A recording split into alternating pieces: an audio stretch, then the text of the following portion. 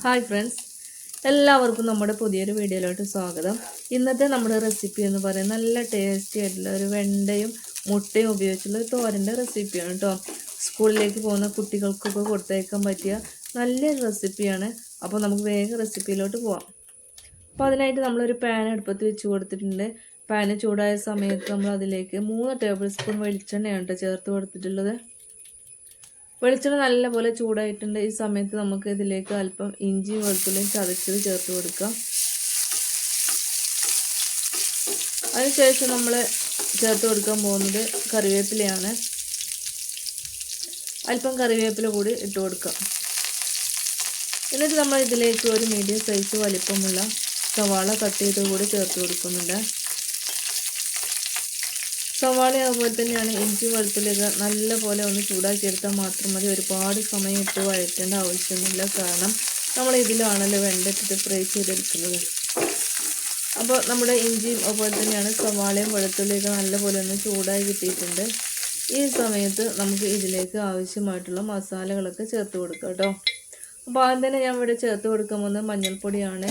ഒരു 3/4 table spoon മഞ്ഞൾപ്പൊടി ചേർത്ത് കൊടുത്തിട്ടുണ്ട്. അതിനുശേഷം നമ്മൾ 1 ടേബിൾ സ്പൂൺ എരിവുള്ള മുളക് പൊടിയാണ് കേട്ടോ ചേർത്ത് കൊടുത്തിട്ടുള്ളത്. ഇത് എണ്ണയിൽ കിടന്നിട്ടൊന്ന് ചൂടാവട്ടെ. നമ്മൾ തീയൊക്കെ നല്ലപോലെ കുറച്ച് വെച്ച് കൊടുത്തിട്ടുണ്ട്. ഇപ്പോൾ നമ്മുടെ പൊടികളൊക്കെ ചൂടായിട്ടുണ്ട്. ഈ സമയത്ത് നമുക്ക് കട്ട് ചെയ്ത് വെച്ചിട്ടുള്ള നമ്മുടെ വെണ്ട ഇതിലേക്ക് ഇട്ട് കൊടുക്കാം. വെണ്ട ഈ ഒരു ഷേപ്പിലാണ് കട്ട് ചെയ്യേണ്ടത്. റൗണ്ട് ഷേപ്പിൽ കനം കുറഞ്ഞ രീതിയിൽ വേണം കട്ട് ചെയ്തെടുക്കാനായിട്ട്. ഇനി നമുക്ക് ഇതിലേക്ക് ആവശ്യത്തിനുള്ള ഉപ്പ് കൂടെ ഇട്ട് കൊടുക്കാം. ഉപ്പിട്ട് കൊടുത്തതിന് ശേഷം നല്ലപോലെ ഒന്ന് മിക്സ് ചെയ്തെടുക്കണം. നമ്മുടെ ഇഞ്ചിയും വെളുത്തുള്ളിയും അതുപോലെ തന്നെയാണ് നമ്മൾ ചേർത്ത് കൊടുത്തിട്ടുള്ള മഞ്ഞൾപ്പൊടിയും ഉപ്പും മുളക് പൊടിയൊക്കെ വെണ്ടയുടെ എല്ലാ ഭാഗത്തും വരുന്ന രീതിയിൽ നല്ലപോലെ ഒന്ന് മിക്സ് ചെയ്തിട്ട് നമുക്കിതൊന്ന് അടച്ചു വെച്ച് കൊടുക്കാം. അടച്ചു വെച്ച് കൊടുക്കാൻ മറക്കരുത്. എന്നിട്ട് തീ കുറച്ച് വെച്ചിട്ട് വേണം വേവിച്ചെടുക്കാനായിട്ട്. അപ്പോൾ അങ്ങനെ അടച്ചു വെച്ചിട്ട് ലോ ഫ്ലെയിമിൽ ഇട്ടിട്ട് കുക്ക് ചെയ്താൽ വളരെ പെട്ടെന്ന് നമുക്ക് വെണ്ട വേവിച്ചെടുക്കാനായിട്ട് പറ്റും കേട്ടോ. ഞാനിവിടെ 4 മിനിറ്റ് സമയമാണ് കേട്ടോ ഇത് അടച്ചു വെച്ച് കൊടുത്തിട്ടുള്ളത്. ആ 4 മിനിറ്റ് കൊണ്ട് നമ്മൾ വെണ്ട നല്ല പോലെ സോഫ്റ്റായി വെന്ത് കിട്ടിയിട്ടുണ്ട്. ഇവിടെ ഏകദേശം 4 മിനിറ്റ് ആയിട്ടുണ്ട്. നമുക്കിത് തുറന്ന് നോക്കാം. തുറന്ന് നോക്കുന്ന സമയത്ത് കണ്ടില്ല, നമ്മുടെ വെണ്ട നല്ല സോഫ്റ്റായി നല്ല പോലെ വെന്ത് കിട്ടിയിട്ടുണ്ട്.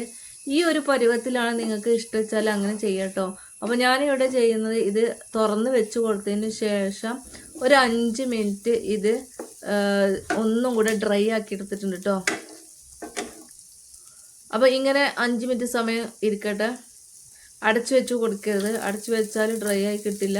ഇപ്പോൾ ഇവിടെ 5 മിനിറ്റ് സമയം കഴിഞ്ഞിട്ടുണ്ട്. നമ്മുടെ വെണ്ട ഈ ഒരു രൂപത്തിലാക്കി എടുത്തിട്ടുണ്ട് കേട്ടോ. ഇനി നമുക്കിതാ വെണ്ടയ്ക്ക് പാനിൻ്റെ 4 ഭാഗത്തേക്ക് ഇങ്ങനെ ആക്കിയതിന് ശേഷം ഈ സെൻറ്ററിലേക്ക് 2 കോഴിമുട്ട ഇതുപോലെ ഒഴിച്ചു കൊടുക്കുക കേട്ടോ. എന്നിട്ട് നമുക്ക് ഇതിലേക്ക് എരിവിന് ആവശ്യമുള്ള കുരുമുളക് പൊടി ചേർത്ത് കൊടുക്കാം. അതോടൊപ്പം തന്നെ ഇതിലേക്ക് ആവശ്യമുള്ള ഉപ്പും കൂടെ ചേർത്ത് കൊടുക്കണം. ഉപ്പ് ചേർത്ത് കൊടുത്തതിന് ശേഷം നല്ല പോലെ ഒന്ന് മിക്സ് ചെയ്തെടുക്കണം കേട്ടോ. ഒന്ന് ചൂടായതിന് ശേഷം വേണം, ഒരു 2 സെക്കൻഡ് സമയം കഴിഞ്ഞതിന് ശേഷം വേണം ഇങ്ങനെ ചെയ്യാനായിട്ട്.